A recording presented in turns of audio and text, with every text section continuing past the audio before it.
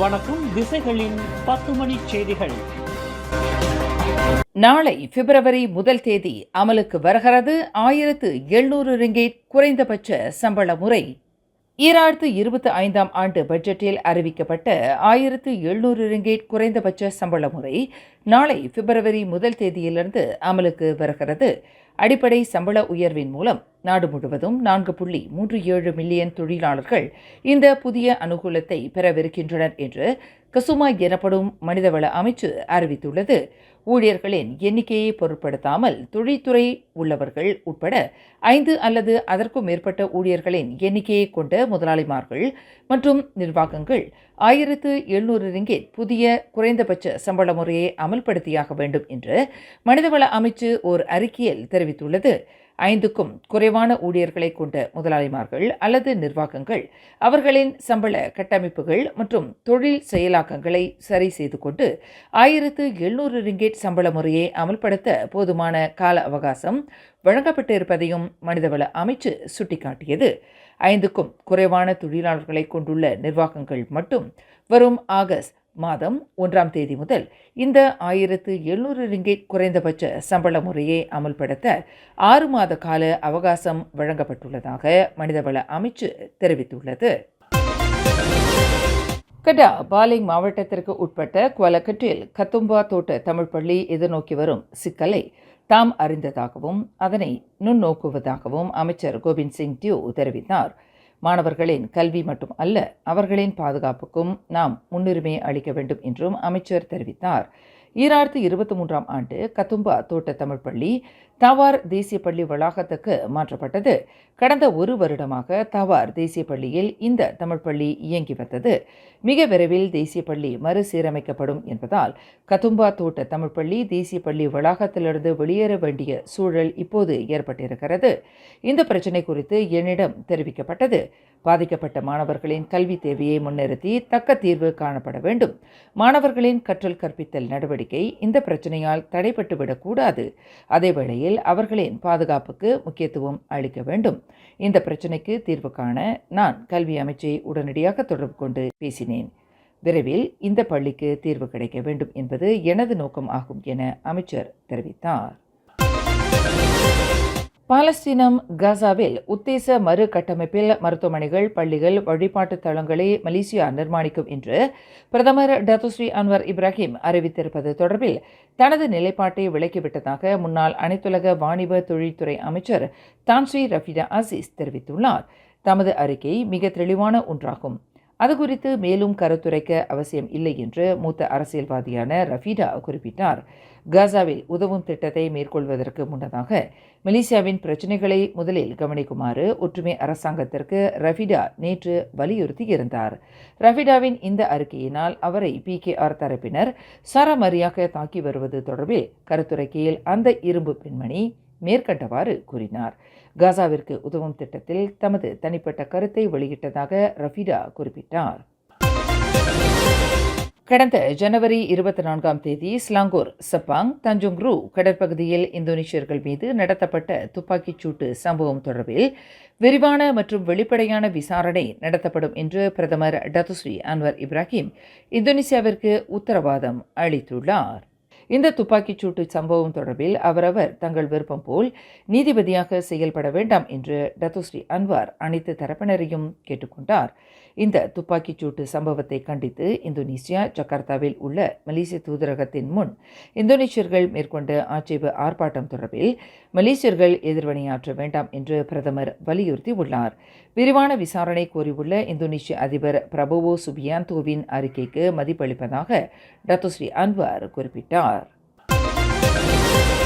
மலேசியாவின் 23வது ஆயுதப்படை தளபதியாக டத்தோ முகமது நிசாம் ஜாஃபர் நியமிக்கப்பட்டுள்ளார். அவரின் பதவி நியமனம் இன்று முதல் அமலுக்கு வருகிறது. மலேசிய ஆயுதப்படையில் அதிகாரிகள் சேவை பிரிவின் உதவி தலைமை அதிகாரியான முகமது நிசாம் ஜெனரல் தான்ஸ்ரீ முகமது அப்துல் ரஹ்மானுக்கு பதிலாக நியமிக்கப்பட்டுள்ளார்.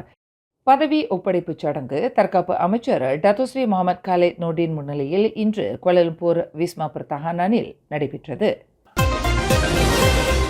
நடிகரும் நகைச்சுவையாளருமான ஹரித் இஸ்கண்டர் மகளை பாலியல் பலாத்காரம் செய்யப்போவதாக மிரட்டல் விடுத்த குற்றத்திற்காக ஆடவர் ஒருவருக்கு கோலாலம்பூர் மேஜிஸ்ட்ரேட் நீதிமன்றம் இன்று 5 மாத சிறை மற்றும் 2000 ரிங்கிட் அபராதம் விதித்தது.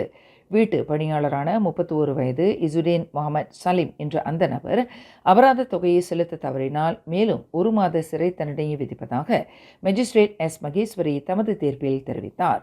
கடந்த ஜனவரி 23ஆம் தேதி காலை 8:50 மணி அளவில் 12 வயது சிறுமியின் தாயார் ஜெசமீன் லிமிற்கு வாட்ஸ்அப் மூலம் அனுப்பி வைத்த குறுந்தகவலில் அந்த நபர் இத்தகைய மிரட்டலை விடுத்ததாக குற்றச்சாட்டில் தெரிவிக்கப்பட்டது. வழக்கு விசாரணையை செவிமடுப்பதற்கு அந்த சிறுமியின் தந்தை ஹரித் இஸ்கண்டர் அவரின் முன்னாள் மனைவி ஜாஸ்மின் லிம் நீதிமன்றத்திற்கு வந்திருந்தனர். விளையாட்டுக்காக அனுப்பி வைத்த அந்த குறுந்தகவலுக்காக நீதிமன்றத்தில் மன்னிப்பு கேட்டுக்கொள்வதாக இசுடீன் முகமது தமது கருணை மனுவில் தெரிவித்தார். பேரா மாநிலத்தில் பிரதான விமான நிலையமான ஈப்போ சுல்தான் அஸ்லான் ஷா விமான நிலையத்தின் ஓடு பாதையை விரிவுபடுத்துவதற்கு மத்திய அரசாங்கம் 60 மில்லியன் ரிங்கிட்டை ஒதுக்கீடு செய்வதற்கு ஒப்புதல் அளித்துள்ளதாக வீடமைப்பு ஊராட்சித்துறை அமைச்சரும் பேரா மாநில DAP தலைவருமான ngா கோமிங் தெரிவித்துள்ளார். பழமை வாய்ந்த ஈப்போ விமான நிலையத்தின் பயன்பாட்டை மேம்படுத்தும் முயற்சியாக இந்த நிதி ஒதுக்கீடு செய்யப்படவிருக்கிறது. விமான நிலையம் 2 கட்டங்களாக மேம்படுத்தப்படும் என்று ngா கோமிங் குறிப்பிட்டார். முதல் கட்டமாக 8 மில்லியன் ரிங்கிட் ஒதுக்கப்பட்டுள்ளது. மீதமுள்ள 52 மில்லியன் ரிங்கிட் இரண்டாவது கட்டத்திற்கு பயன்படுத்தப்படும் என்று அமைச்சர் தெரிவித்தார்.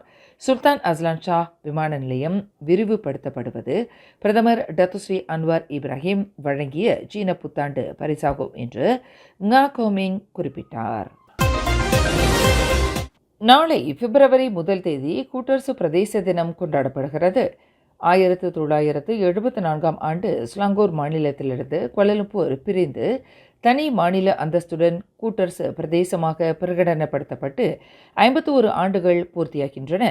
கோலாலம்பூர், புத்ராஜயா மற்றும் லபுவான் ஆகியவை இணைந்து ஒரு மாநிலமாக உருவெடுத்துள்ள கூட்டரசு பிரதேச தின கொண்டாட்டத்தை ஒட்டி மொத்தம் 60 நிகழ்வுகளுக்கு ஏற்பாடு செய்யப்பட்டுள்ளதாக கூட்டரசு பிரதேசத்தின் தலைமை இயக்குனர் டத்து நொரிடா அப்துல் ரஹீம் தெரிவித்துள்ளார். அறிவியல், கல்வி, தொழில் முனைவு, சமூகவியல், கலை மற்றும் கலாச்சாரம் ஆகிய 6 முக்கிய கூறுகளை அடிப்படையாக கொண்டு மடானி அரசாங்கத்தின் கோட்பாட்டிற்கு ஏற்ப இந்த 60 நிகழ்வுகளும் ஏற்பாடு செய்யப்பட்டுள்ளதாக டத்து நொரிடா குறிப்பிட்டுள்ளார். இந்த 60 நிகழ்வுகளும் பிப்ரவரி மாதம் முழுவதும் நடத்தப்படும் என்று அவர் விவரித்தார். லஞ்ச ஊழலுக்கு எதிரான கோலாலம்பூர் மாநகரில் கடந்த ஜனவரி 25ஆம் தேதி நடத்தப்பட்ட பேரணி தொடர்பில் விசாரணைக்கு உதவும் வகையில் 13 பல்கலைக்கழக மாணவர்களுக்கு போலீஸ் துறை அழைப்பாணை அனுப்பியுள்ளது. அனைவரையும் வாக்குமூலம் பதிவு செய்வதற்கு அவர்கள் அழைக்கப்பட்டுள்ளனர் என்று அந்த பேரணி ஏற்பாட்டு ஒருங்கிணைப்பாளர் தோபே கி சென் தெரிவித்தார். இன்று மதியம் 12:30 மணிக்கு தம்மை அழைத்த போலீசார் 13 பேரையும் வாக்குமூலம் பதிவு செய்ய வேண்டிய அவசியத்தை தெரிவித்துள்ளதாக தோபே கி சென் குறிப்பிட்டார். ஷா அலாம் தமான் தேமா ICTயில் உள்ள ஸ்கை சிட்டியில் கடந்த புதன்கிழமை வருகையாளர் ஒருவரின் மீது மிதக்கும் கண்ணாடி நீர் சரிவு மிதவை விழுந்த சம்பவத்தை தொடர்ந்து போலீசார் விசாரணை அறிக்கை ஒன்றை திறந்துள்ளதாக மாவட்ட போலீஸ் தலைவர் ACP முகமது இக்பால் இப்ராஹிம் தெரிவித்துள்ளார். இந்த சம்பவம் தொடர்பாக 13 வினாடிகள் ஓடக்கூடிய காணொளி ஒன்று சமூக வலைதளங்களில் வைரலானதை தொடர்ந்து இன்று அதிகாலை 1:08 மணி அளவில் போலீஸ் புகார் அளிக்கப்பட்டுள்ளதாக அவர் குறிப்பிட்டார். சீன புத்தாண்டு அன்று காலை 11 மணி அளவில் நிகழ்ந்த இச்சம்பவத்தில் குடும்பத்தினருடன் அந்த நீர் விளையாட்டு பூங்காவிற்கு வருகை புரிந்துள்ள 20 வயது மதிக்கத்தக்க பெண் பாதிக்கப்பட்டதாக தெரிவிக்கப்பட்டுள்ளது. அந்த கண்ணாடி நீர் மிதவையின் கீழ் அந்த பெண் நின்று கொண்டிருந்த போது அவரின் உடலை உரசியவாறு அந்த மிதவை விழுந்ததாக கூறப்படுகிறது. பின்னர் அவருக்கு ஷா அலாம் செக்ஷன் 16இல் உள்ள கேன் ரிம்பாவில் உள்ள ஒரு கிளினிக்கில் சிகிச்சை அளிக்கப்பட்டது. அவருக்கு கடும் காயங்கள் ஏற்படவில்லை என்று தெரிவிக்கப்பட்டுள்ளதாக ACP முகமது இக்பால் தெரிவித்தார். காஜாங் சிரம்பான் நெடுஞ்சாலையான லக்காஸில் எதிர் திசையில் வாகனத்தை செலுத்திய முதியவர் ஒருவர் கைது செய்யப்பட்டுள்ளார். தனது வீட்டிற்கு திரும்புவதற்காக இன்று காலை 10:30 மணி அளவில் தனது புரோடுவா அக்ஸியா காரில் எதிர் திசையில் பயணித்த அந்த முதியவரின் செயல் சம்பந்தப்பட்ட காணொளி சமூக ஊடகங்களில் வைரலானது. இதன் தொடர்பில் நீலாய் மாவட்ட போலீஸ் நிலையத்திற்கு அழைக்கப்பட்ட 72 வயதுடைய அந்த முதியவர் தடுக்கப்பட்டதாக மாவட்ட போலீஸ் தலைவர் அப்துல் மலிக் ஹசீம் தெரிவித்தார்.